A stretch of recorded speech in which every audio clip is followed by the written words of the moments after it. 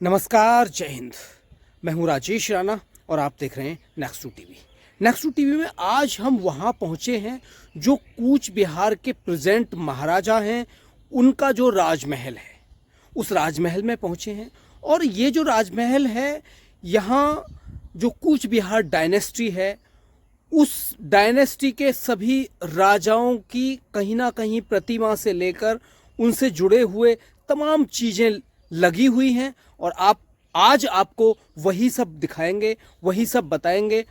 आज के जो कूच बिहार के महाराजा हैं अनंत रॉय, उनके साथ। तो चलिए आगे बढ़ते। देखिए, बड़ाव जो है यही से हमारे वंश का शुरुआत होता है। हम जिस रॉयल डायनेस्टी से है तो हमारे पूर्वज यही है, यही से हमारे डायनेस्टी शुरू होता है। अच्छा, मतलब वराहा से ही कूच बिहार की जो डायनेस्टी है उसकी शुरुआत हो रही है। हमारी डायनेस्टी। अच्छा, जो आपकी डायनेस्टी है, अनंत का महाराजा अनंत रॉय की जो डायनेस्टी है वो वराहा अवतार से शुरुआत होती है। दोस्तों, ऐसी जगह हिस्टोरिकल हम पहुंचे हुए हैं, यहाँ आपको बहुत कुछ आगे बताने वाले हैं। महाराजा जय शिव चंडी। जय शिव चंडी। महाराजा, अभी आपने 2 मूर्तियां स्थापित की हैं अपने राजमहल में। पहले तो ये बताइए, ये राजमहल किस नाम से स्थापित किया है आपने? ये तो बड़े किला राजमहल है। बड़े किला राजमहल। बड़े किला विलेज का नाम है, बड़े किला। हाँ। अभी ये जो 2 मूर्तियां हैं, ये मैं देख रहा हूँ यहाँ बहुत सुंदर तरीके से आपने स्थापित की है। एक वराहा अवतार की मूर्ति है, एक माँ धरित्री की मूर्ति है। इन दोनों मूर्तियों के बारे में, इनके इतिहास के बारे में आप बताइए। पहले वराहा अवतार के बारे में बताइए, जो पूरे हिंदू समाज में बहुत पूजनीय है। क्या है इनका जो इतिहास है, और आप जो जुड़े हुए हैं वो किस तरह से जुड़े हुए हैं आज? देखिए, बड़ाव जो है यही से हमारे वंश का शुरुआत होता है। हम जिस रॉयल डायनेस्टी से है तो हमारे पूर्वज यही है, यही से हमारे डायनेस्टी शुरू होता है। अच्छा, मतलब वराहा से ही कूच बिहार की जो डायनेस्टी है उसकी शुरुआत हो रही है। हमारी डायनेस्टी। अच्छा, जो आपकी डायनेस्टी है, अनंत का महाराजा अनंत रॉय की जो डायनेस्टी है वो वराहा अवतार से शुरुआत होती है। दोस्तों, ऐसी जगह हिस्टोरिकल हम पहुंचे हुए हैं, यहाँ आपको बहुत कुछ आगे बताने वाले हैं। तो महाराजा, आप शुरुआत करिए कि किस तरह से वराहा अवतार हुआ और आगे तक का। जी देखिए, सत्ययुग में, जब सत्ययुग था, सत्ययुग के सूरत में पहले राजा था इंद्र जी। इंद्र को परास्त करके महिषासुर, असुर ने इसको, महिषासुर मतलब असुर का भैंस का पेट में घुस गया। हाँ, इसलिए महिषासुर, महिष का पेट में घुस गया था, इसीलिए महिषासुर बोलता है। अच्छा, तो इसका नाम है असुर। हाँ, ओके। असुर वाला जाता है। असुर जिसको माने लड़ाई का, सभ्यता का ज्ञान नहीं होता है, कोई डिसिप्लिन नहीं मानता है, इसको बोलता है असुर। और सूर बोलता है योद्धा, जिसको लड़ाई का ज्ञान है, जो सभ्यता का ज्ञान है, उसको सूर बोलता है, योद्धा बोलता है। जिसका लड़ाई के बारे में ज्ञान नहीं है उसको असुर बोलता है। आपने 2 चीजें बताई, एक सुर, एक असुर। असुर। तो अभी देखिए क्या डिफरेंस बताया महाराजा ने। जी। तो ये असुर का पहला जो है वो महाराज इंद्र को परास्त करके वो अपना गद्दी पे बैठ जाता है। हाँ। फिर ये जो सत्यों का जो औरत है, ये लोग अपना शस्त्रों, जो क्षत्रिय महिला योद्धा है, ये अपना शस्त्रों को माँ भवानी को धारण करती हैं। माँ भवानी मतलब खरगो, जो अस्त्र है उसको माँ भवानी कहते हैं। जी। तो इससे असुर का वध किया।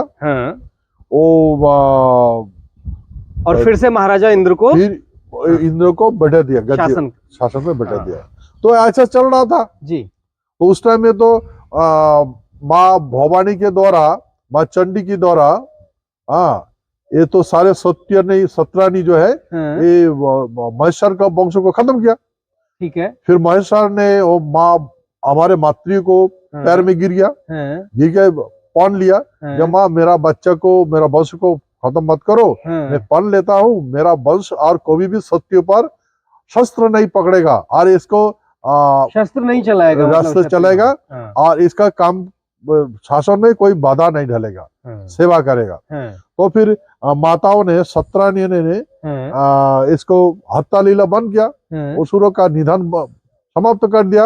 वो तिथि है नवमी का, नवमी दिन उसको तमाम असुर को वध किया जी। फिर जब वो महेश्वर ने प्रतिज्ञा कर लिया, फिर वो दशमी का दिन ये सारे शस्त्रों को मतलब परिष्कार करके फिर उसको पूजा के, इसलिए बोलता है विजयदशमी। असुरों पर विजयदशमी की पूजा होती है, विजयदशमी होता है, ठीक है ना। तो फिर असुरों का वंश घट गया, फिर ब्रह्मा का वंश जो है वो बढ़ गया। ब्रह्मा है, ब्रह्मा का पुत्र है, प्रजापति दक्षराज का कन्या है दिति। कश्यप मुनि का पुत्र हिरण्यक्ष और हिरण्यकशिपु। अच्छा, ये जो है राक्षस वो हुए। हाँ, राक्षस। नहीं, राक्षस ब्राह्मण को राक्षस कहा जाता है। हाँ, वही ना, ये राक्षस हुए ना। नहीं। अच्छा, हाँ, हिरण्यकश्यप और ये राक्षस हुए ना। और वो असुर। हाँ, महेश्वर के जो वंशज है वो असुर हुए। असुर होते हैं। हाँ, ये राक्षस हुए। हाँ, राक्षस हुए जो ब्रह्मा के वंशज। हाँ, ब्रह्मा है, ये राक्षस है। हाँ जी। तो इसमें क्या किया, फिर उसका पिता दिया, मतलब ब्रह्मा से तपस्या करके और वर मांग लिया, आशीष मांग लिया। तो उनसे मांग लिया कि मुझे इंद्र का शासन, माने धरती का शासन चाहिए। ओके। हाँ, मुझे ऐसा वरदान दीजिए, मैं धरती पर शासन करूं। ब्रह्मा का पोता है, हिरण्यकशिपु। जो मांगा वही दे दिया। हाँ, बस ठीक है, करो।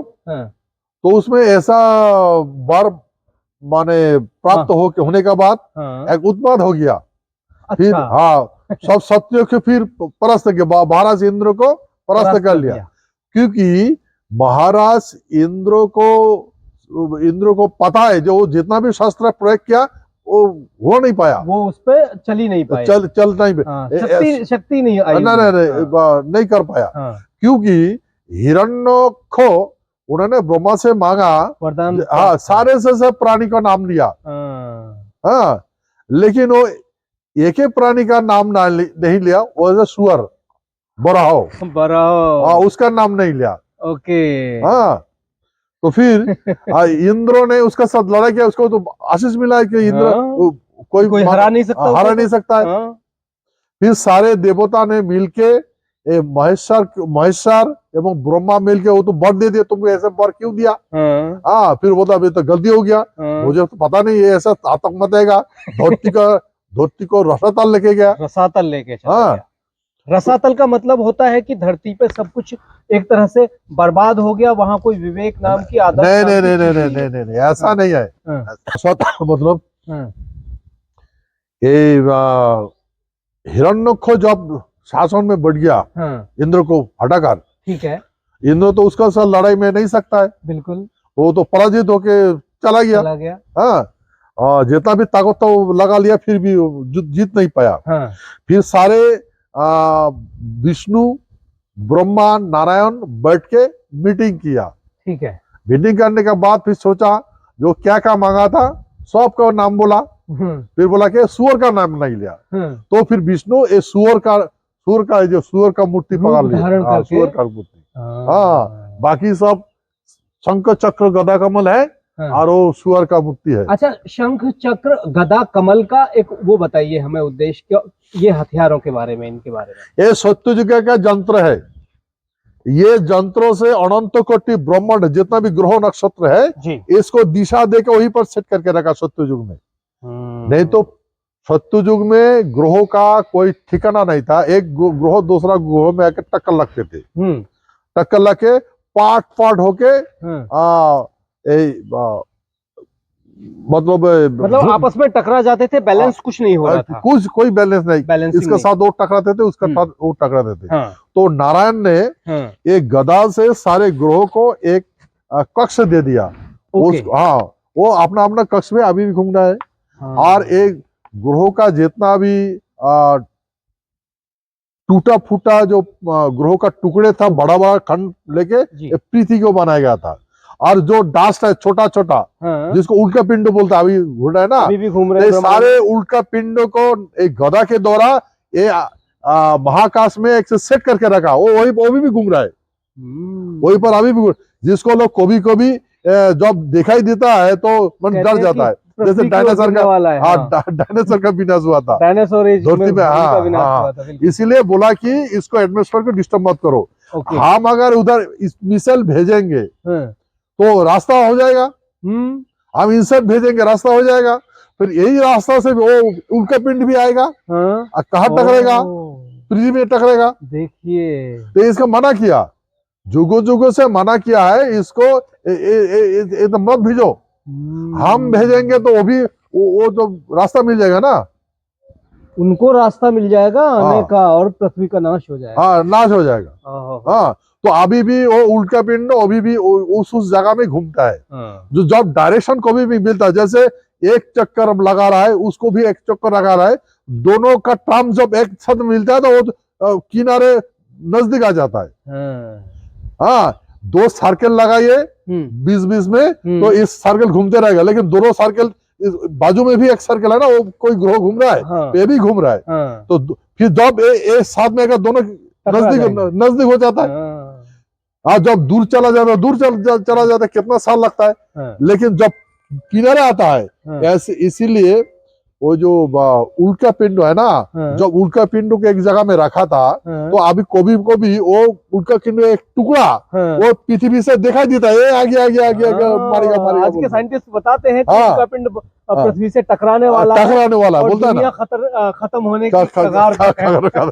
लेकिन देखा कि नहीं, टकराया नहीं, चला गया, बच गया बोल के, ऐसा है। हाँ, तो इसीलिए गधा की हमने बात। हाँ, एक गधा से बैलेंस कर रहे हैं, बैलेंस करके रखा था। हाँ, देखिए किस तरह से ये बनाई है। तो देखो, अभी भी ये अनंत कोटि, एक सूर्य नहीं है, अनंत कोटि सूर्य जगत है। हाँ, ये सब ये नारायण ने सेट करके रखा। तो इसको देखभाल करने के लिए नारायण ने ब्रह्मा को जिम्मेदारी दिया जी, उसको एक पुष्परथ बना दिया। वो पुष्परथ में चढ़ के अनंत कोटि ब्रह्मा को घूम रहे थे।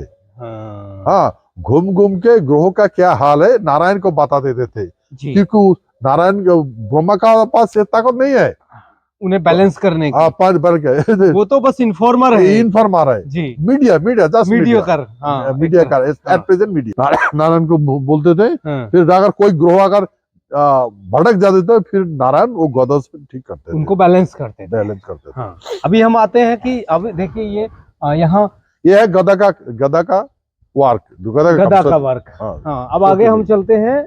तो वो अभी भी सत्य युग में करके रखा। सत्य, ये सुदर्शन चक्र, त्रेता युग में सुदर्शन चक्र, दापुर युग में शंख, और कली युग में कमल। महाराज, अभी ये कमल खिला नहीं है, इसका क्या मकसद है? कमल खिला नहीं, क्योंकि ये खिलने नहीं देना चाहिए। हम यही कोशिश कर रहे हैं कि कमल ना खिले। अगर ये कमल खिल गया तो विनाश हो जाएगा ना सब। कमल को खिलना नहीं चाहिए, इसलिए आठ खुले कमल है, ये खिलना नहीं है। देखिए, ये कमल का मतलब ये शस्त्र है। अभी सारे संसार में एटॉमिक पावर है, एटॉमिक बोमा है। अभी जितना भी शस्त्र फूटता है, बिल्कुल, हाँ, जितना भी देखो फूटता है, तो सारे संसार में देखो, अभी हर देश में 100 हजार एटॉमिक बोमा है। ये पृथ्वी में फूटने लगा तो पानी रहेगा क्या? ऑक्सीजन रहेगा? कुछ तो नहीं रहेगा। हाँ, फिर एक ग्रह दूसरा जगह में चला जाएगा, पृथ्वी जो जाएगा तो जाएगा, फिर सारे 12 ग्रहों का टुकड़ा लेके जो पृथ्वी बनाया है, ये तो डिस्टर्ब हो जाएगा, बार वाइब्रेशन होगा, वाइब्रेशन होने से कॉम्बिनेशन खराब हो जाएगा। ये माँ चंडी ने ग्रह जैसे पुरुष नारी, पुरुष को धारण करता है, सृष्टि रचना होता है, इस तरह माँ चंडी है एटमॉस्फेयर, मतलब हवा, जल, और शिव है ग्रह, पत्थर। शिव और चंडी का मिलन से पहले विष्णु का जन्म हुआ था। हाँ, तो विष्णु का नाभि से ब्रह्मा का जन्म हुआ, विष्णु का जनांगन से पुरुषत्व से नारायण का जन्म हुआ, और विष्णु का पैर से महेश्वर का जन्म हुआ। यही सृष्टि का नियम है। और जल पड़ी, जल से जन्म लिया है, जल पड़ी, विद्या पड़ी, बुद्धि पड़ी और धन पड़ी। ये तीनों पड़ी, चार पड़ी। एक है जल पड़ी, जल पड़ी ने विष्णु का साथ सेवा किया, धन पड़ी नारायण का साथ सेवा किया, बुद्धि पड़ी ब्रह्मा का साथ सेवा किया, विद्या पड़ी और बुद्धि पड़ी महेश्वर का साथ सेवा किया। ठीक है। ऐसे धन पड़ी, विद्या पड़ी और बुद्धि पड़ी। ओके। इसीलिए शूद्र लोग जो है ना वो ज्यादा बुद्धिमान होता है, वो हर सामान डिस्कवरी कर सकता है। हाँ, लेकिन वो फ्यूचर के लिए नहीं है, एट प्रेजेंट टाइम के लिए। ठीक है ना, एट प्रेजेंट में वो सबसे ज्यादा है। हाँ ठीक है। ये ब्रह्मा को भूत भविष्य ज्ञान नहीं है, उसको कर्म दिया जाता है, जो उसको ऑर्डर किया जाता है वही करता है, लेकिन वो खुद के बुद्धि नहीं करके, क्योंकि उसको एक से ज्यादा माता है, नहीं है। हाँ, वो डिसीजन नहीं ले सकता है।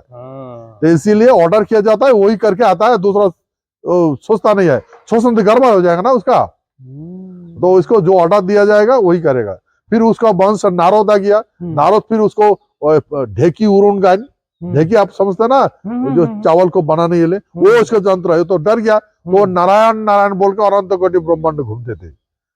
हाँ, कभी बोलता है ना नाटक में नारायण नारायण, वो तो नारायण का नाम लेता है, ब्रह्मा भी लेता है, महेश्वर भी लेता है, नारायण का नाम लेता है। संसार नारायण का नाम से चलता है, तो यही रक्षा करेगा, वो हर काम के लिए नारायण का नाम लेता है। हाँ। अभी भी जो नारायण के वंशज हैं, यानी कि आप हैं, वो सृष्टि को बैलेंस करने के लिए ये पूजा कर रहे हैं, जो आपने अभी माँ धरित्री और वराह अवतार की पूजा की।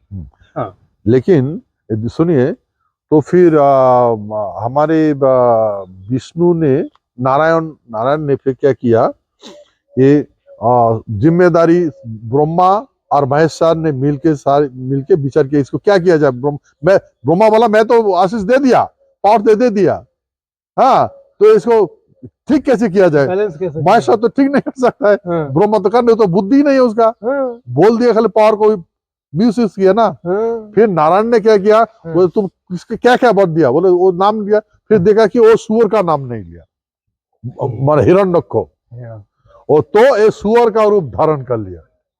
हाँ, तो सूर्य का धारण करके इसको पता चल गया पृथ्वी कहाँ पर है। तो पृथ्वी कहाँ पर है, देखिए, ये पहले हिरण्यक का शासन में, जब हिरण्य शासन कर रहा था, शासन करते गया, तो पृथ्वी को पाताल लोक लेके गया। ठीक है।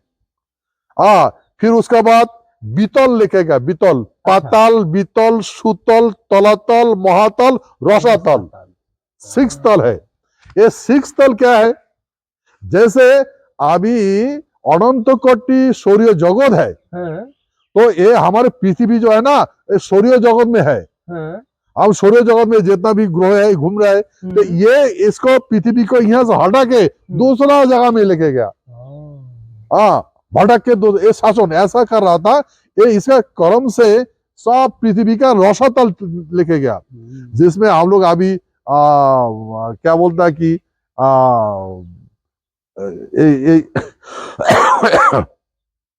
क्या नाम है इसका, अनआइडेंटिफाइड UFO, हाँ, ठीक है ना, यूएफओ द्वारा कोई अनआइडेंटिफाइड, वो जो इनको कहते हैं, हाँ, प्रोजेक्ट या इस तरह, तो इस तरह का हमारे पृथ्वी को दूसरों ग्रहों में जब चला गया, ये भी अनआइडेंटिफाइड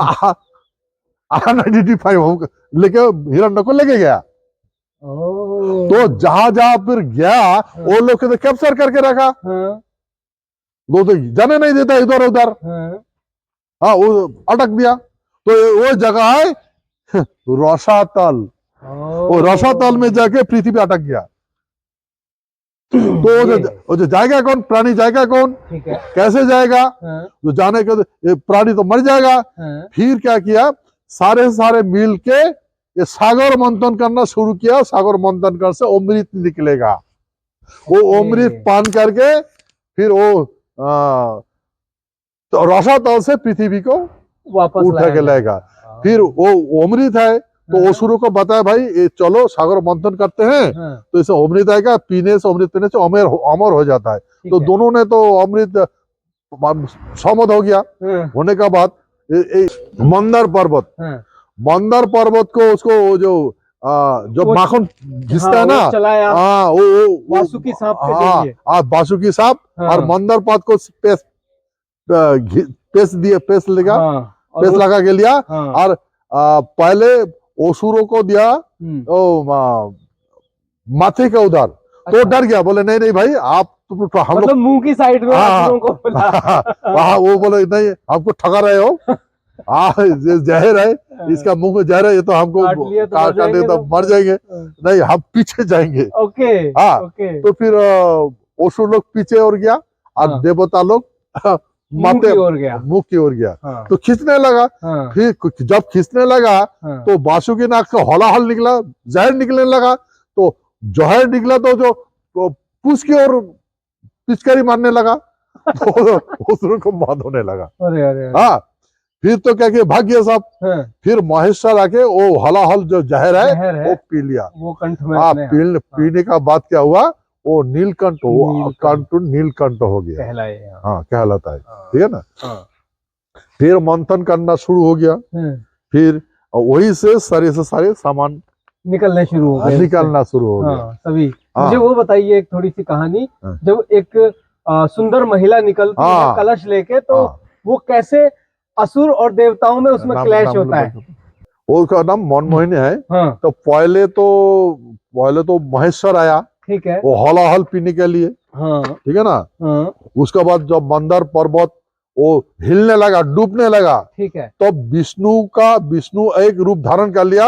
वो कश्यप का कछुए का रूप धारण कर गया।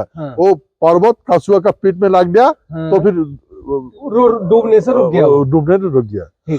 फिर वो 3 नारी उसको उर्वशी, मेनका और रंभा, 3 नारी वहां से निकल गया। उर्वशी, मेनका, रंभा वो निकल गया समुद्र मंथन से।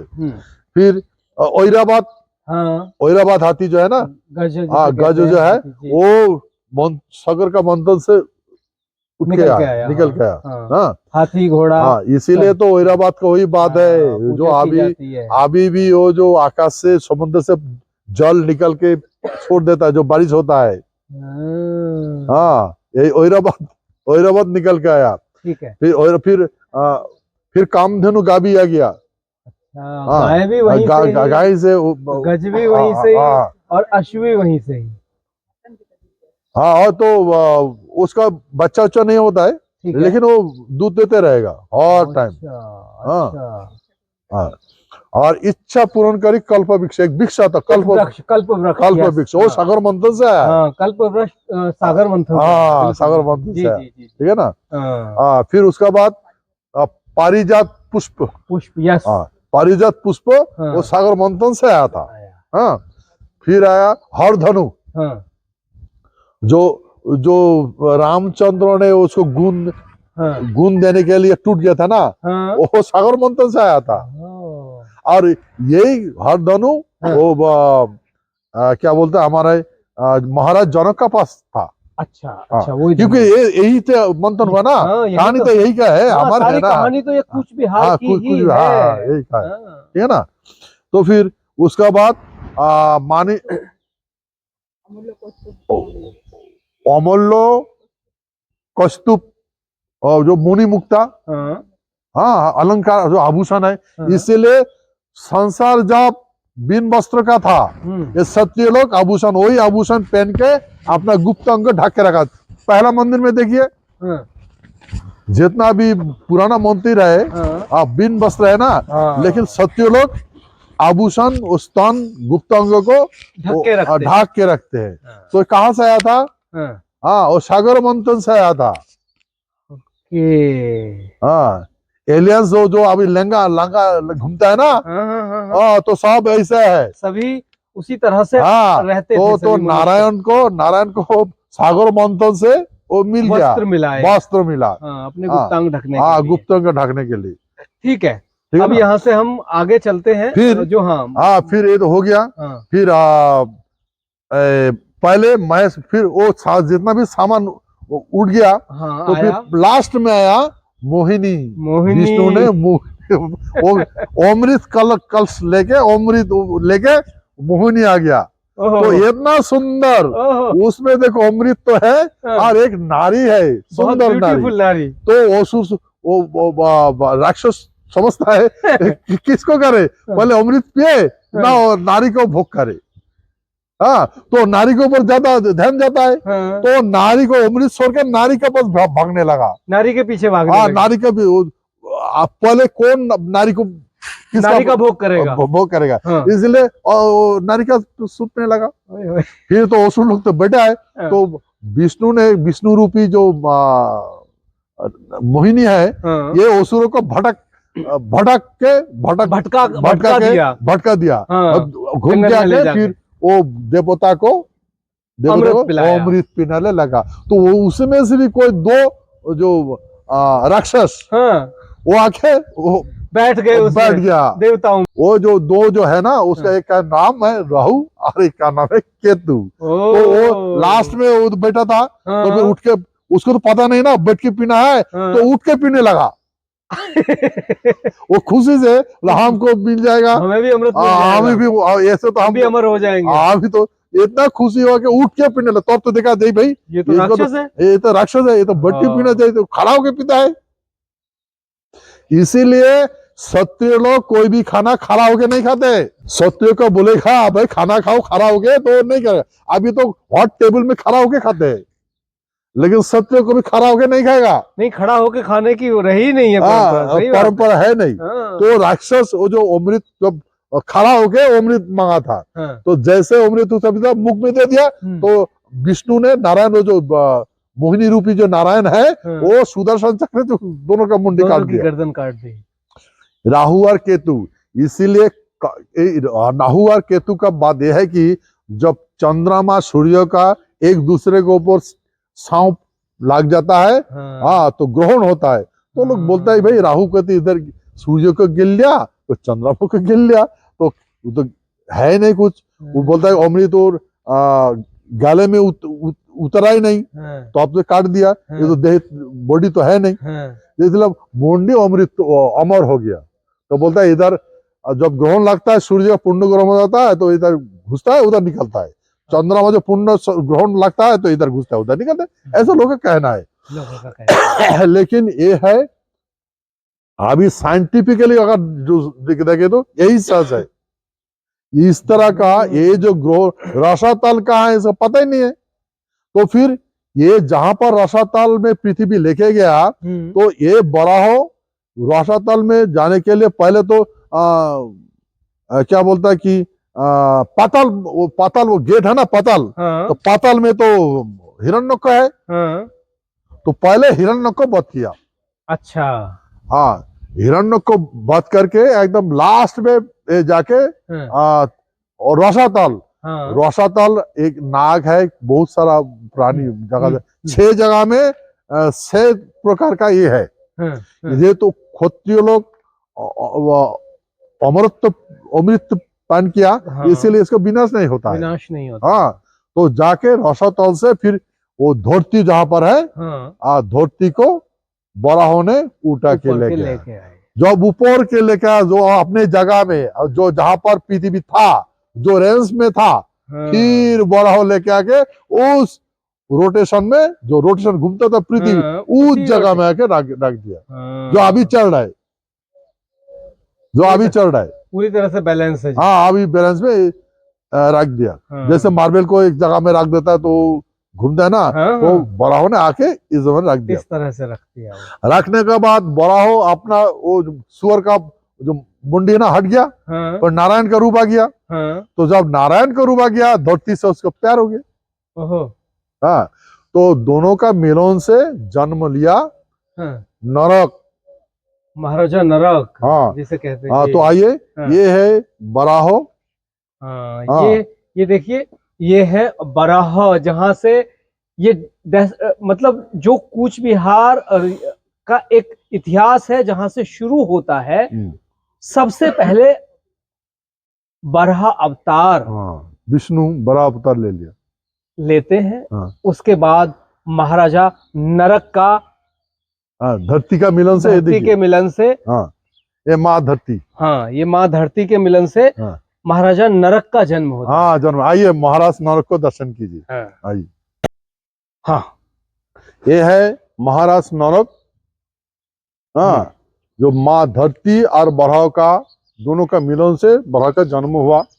इसका जन्म हुआ मिथिलापुर में, जहां पर मिथिला नगर में सीता, और सीता का भी धरती से पैदा हुआ, ये बराह भी धरती से पैदा हुआ।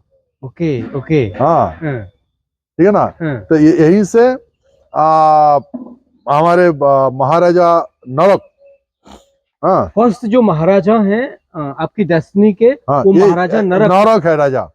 राजा नरक पहला राजा है हमारे वंश का, महाराजा नरक।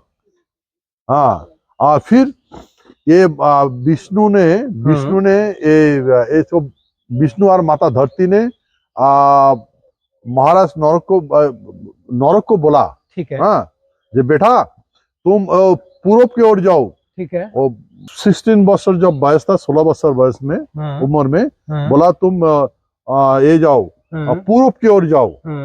जाके उसमें किरात जाती है, पूरा डेफिनेशन दिया है उनका। अच्छा। इसको ये पूरा जो जाति है ना, ये सभ्यता का बारे में ज्ञान नहीं होता है, मतलब कोई कंट्रोल नहीं है, मतलब उनको कोई विवेक विवेक बुद्धि नहीं है, और कंट्रोल भी नहीं करता है। ठीक है। तो बोला है उसको जाओ, उसको नियंत्रण करो, और उसमें जाकर शासन करो। जो भाग जाता है आप तो डर से, तो उसको शास्ति प्रदान करो, और जो दुष्ट है उसका विनाश करो, उनको सभ्य बनाओ, सभ्य बनाओ, किसी भी तरह से। किसी भी तरह बनाओ, तो उस जगह शासन करो। तो फिर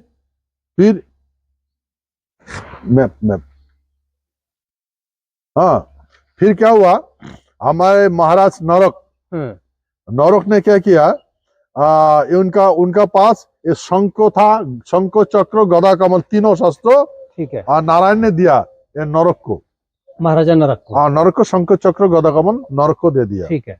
फिर महाराजा नरक, ये देखिए, ये है हमारे मैप, अभी भी हमारे पैलेस में है, कूच बिहार पैलेस में है, जो आपका प्रेजेंट कूच बिहार पैलेस है, वहाँ ये लगा हुआ है। लगा हुआ है। ठीक है।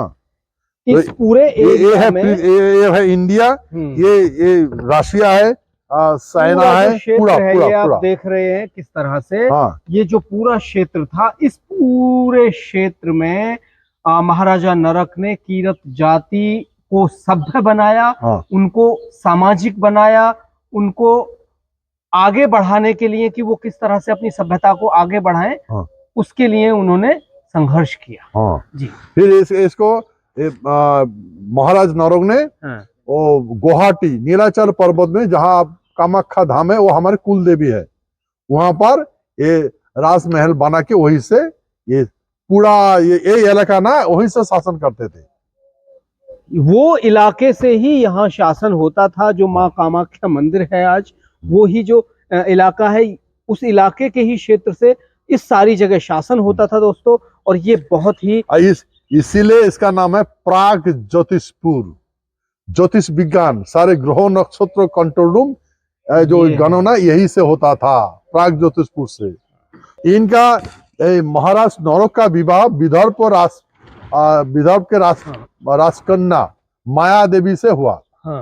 ठीक है। तो ये माया देवी से इनका विवाह हुआ, नरक का विवाह हुआ। माया और महाराज नरक का मिलन से एक बच्चा पैदा हुआ, लड़का पैदा हुआ, महाराज भगदत्त। ओके, ये भगदत्त हैं यहाँ, महाराजा भगदत्त। ठीक है। ये भगदत्त, ये जो इनका बेटी का साथ दुर्योधन का विवाह हुआ। अच्छा। और कुरुक्षेत्र में जो गया, इस साल से इसका दाहिनी भुजा में कवच, देखिए कवच कुंडली है इनका। ये दाहिनी भुजा काट दिया था महाराजा भगदत्त की दाहिनी भुजा ये। हाँ, ये इसमें कामाख्या, माँ कामाख्या निवेश करते थे।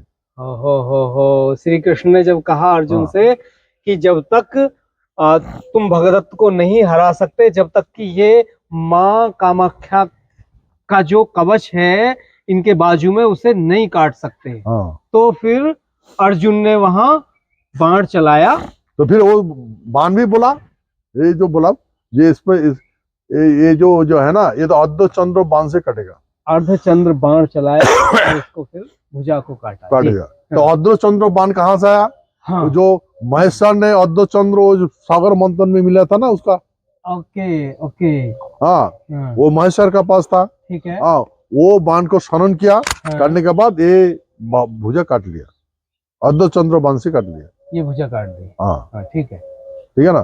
करने के बाद ये भुजा को लेके आके माँ चंडी जो पंछी है, जो कुरुआ पंछी, हम कुरुआ बोलते हैं, कुरुआ पंछी, वो बाजू को लेके आके एक कूच बिहार हमारे जो जहाँ पर गोसानीमढ़ी बोल के स्थान है काजलीगुड़ा, उसमें रखा। बिल्कुल, मैं वहां जाके पूरी रिपोर्ट बना के आया हूँ, एक छोटी सी आप वो रिपोर्ट देख सकते हैं, नेक्सू टीवी पे पड़ी हुई है पूरी की क्या इतिहास है उसका। जी। तो वो फिर इनका बेटा हुई दो, पुष्पदत्त, वज्रदत्त। अच्छा, पुष्पदत्त और वज्रदत्त। ठीक है।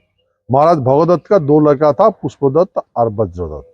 ठीक है। हाँ, फिर ये जो हमारे सत्यों का रिवाज है, ये कोई इंसान को, मनुष्य का कोई अगर अंग वो संस्कार नहीं होता है तो उसका विकलांग होकर जन्म लेता है।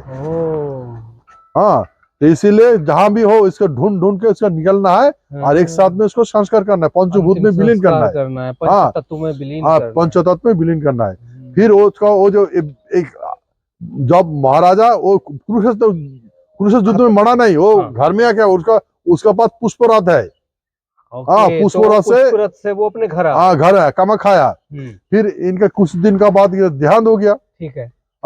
फिर एक सपनादेश हुआ और भगदत्त लड़का को पुष्पदत्त, वज्रदत्त, ये तेरा पिता जब भगदत्त का जो भुजा है वो काजली कूड़ा बोल के गोसानीमढ़ी, गोसानीमढ़ी स्थान में वो रखा हुआ है। तुम ढूंढ लो, उसमें ढूंढ लो।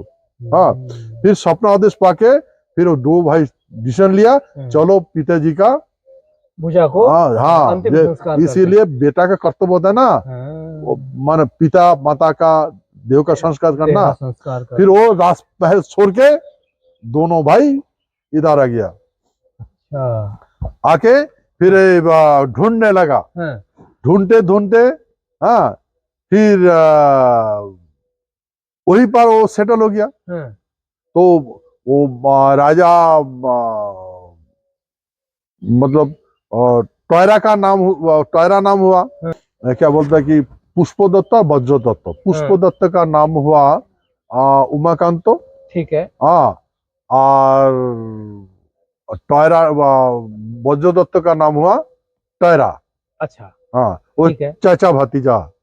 अच्छा। फिर इनका ये पुष्पदत्त का बेटा जन्म हुआ, उसका नाम था कांतेश्वर, जो राजमहल बना है, जो अभी वहाँ राजपाट है। राजपाट हुआ। तो फिर ये इसका पिताजी ढूंढते ढूंढते वो बाजू को नहीं उठाने नहीं सका, मिला नहीं इनको।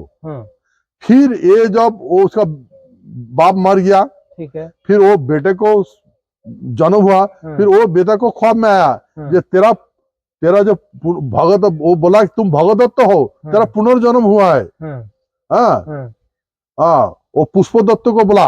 अच्छा। पुष्पदत्त बेटा को बोला, मारा कांतेश्वर को बचपन था, तो बोला कि तुम अगले जन्म में भरत भगदत्त हो।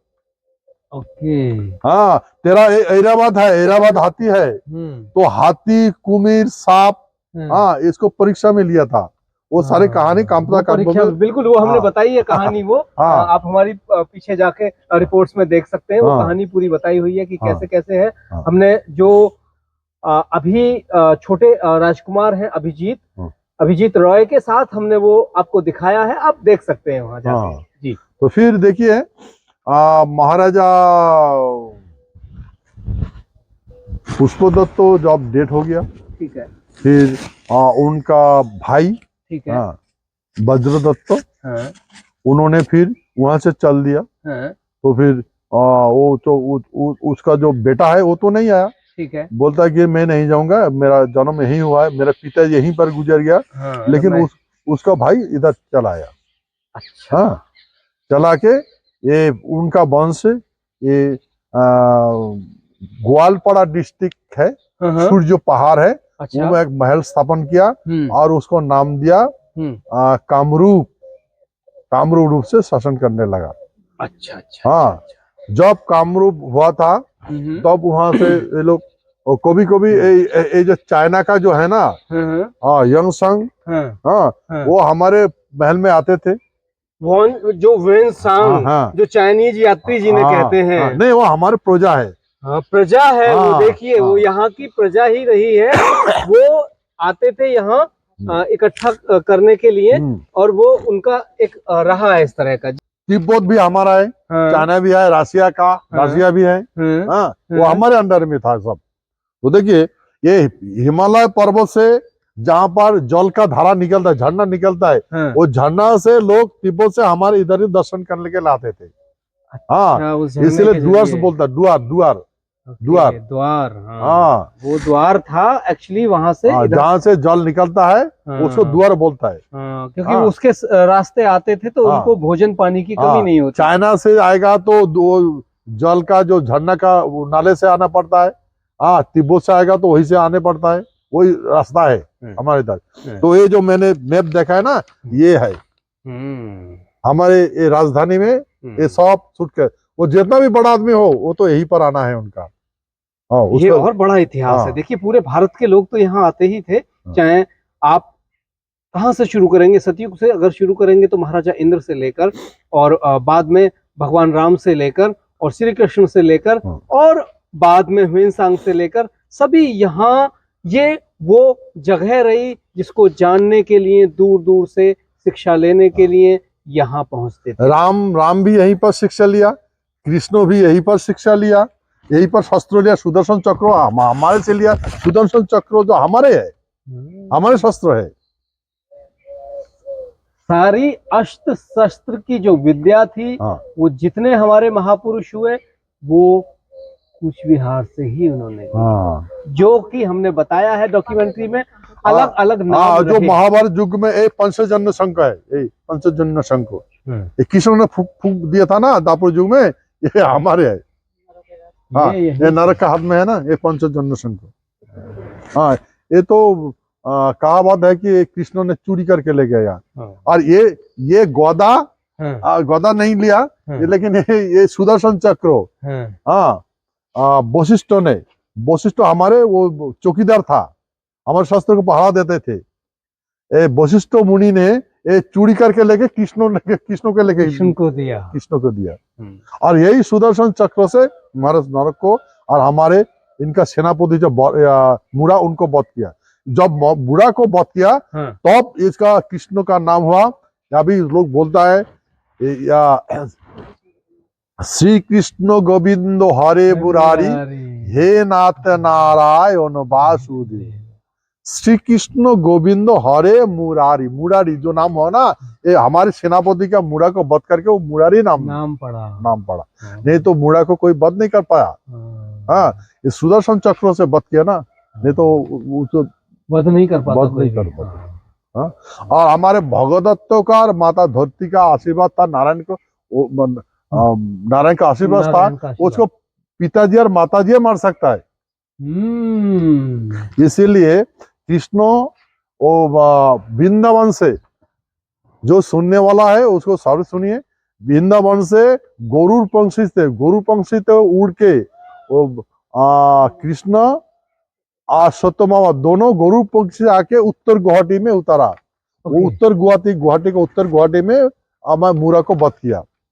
फिर ब्रह्मपुत्र गरुड़ से पार होके कामाख्या मंदिर में जाके नरक को वध किया।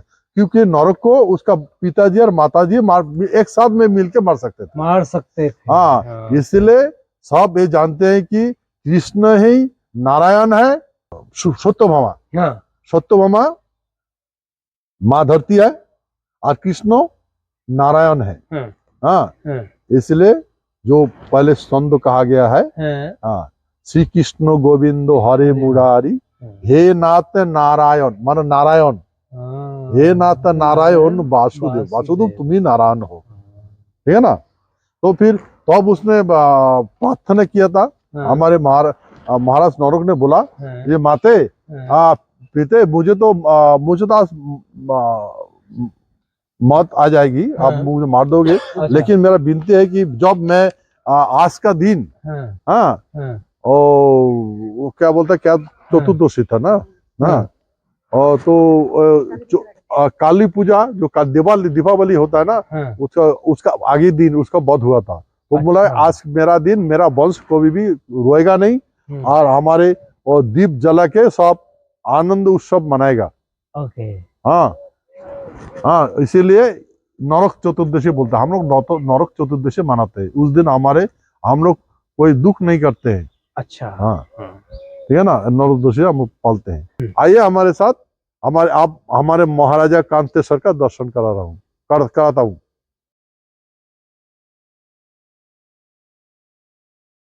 ये है हमारे पूर्वज महाराजा कांतेश्वर। हम ये गोसानीमणि में जो राजा है कांतेश्वर, राजमहल जो है, यही है महाराजा कांतेश्वर। माँ कामाख्या, माँ चंडी ने इसको आशीष देके ये राजपाट बैठाया, और ये जो राजपाट है ये महाराजा कांतेश्वर का है। राजपाट जो था दोस्तों, वो महाराजा कांतेश्वर हैं जिन्हें माँ चंडी ने वहां बिठाया था। देखिए, ये हम अलग अलग जो डेस्टिनी है पूरी, हम अलग अलग उसको दिखा रहे हैं कि कौन कौन क्या क्या है। और अभी हमारे साथ जो प्रेजेंट महाराजा हैं अनंत रॉय, वो हमारे साथ खड़े हुए हैं और अपने सभी पूर्वजों, उन सभी राजाओं की एक एक करके कहानियां बता रहे हैं। और ये हमारे कांतेश्वर पैलेस जो है ना, अभी भी जो महल है, इसमें से कोई भी सामान कोई ले नहीं जा सकता, और ले जाएगा तो उसका विनाश हो जाएगा, वो मर जाएगा। कांतेश्वर महाराजा का जो अभी पैलेस है वहां से, हाँ, इसका कोई सोना चांदी और कोई भी सामान पैर अगर कोई काट दिया तो उसको मरना है, मर जाएगा वो। अभी भी ऐसा है। इसीलिए हम लोग का उधर का कोई आदमी हमारे पैलेस को डिस्टर्ब नहीं करते। मैंने भी देखा है वहां जाके, वो ऐसे ही वहां बंद पड़ा है, और वहां कोई अगर किसी को देखना है तो बाहर से जो विंडोज हैं उनसे देख सकते हैं सिर्फ। तो वहां का लोग को जाकर पूछिए, जो आंखों देखे हैं, वास्तव में जो देखा है वो बताएगा क्या क्या है, क्योंकि हमारा तो वो पैलेस है ना। तब मेरा बोलना और लोगों का बोलना अलग है।